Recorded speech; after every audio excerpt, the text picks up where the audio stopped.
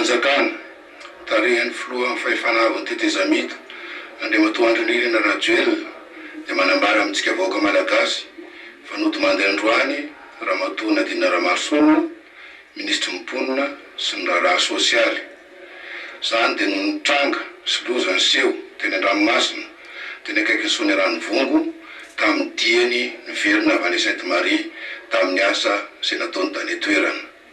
Nodimande ihany koa niaraka taminy mpiara-miasa amin'ny akaiky telo ary hatramintsika miteny zao mbola misy mpiara-miasa amin'ny telo hafa mbola karoana amin'izao fotoana izao. Ny fitondram-panjakana dia maneho ny fiaraha-miory amin'ny fianakavian'ny tompoko vavy sy amin'ny fianakavian'ireo rehetra izay niara-mbona tamin'izao loza izao. Mbola ambarantsika amin'ny manaraka eto ihany ny programa noho izao voana sy fahoriana mahazo ny firenena izao.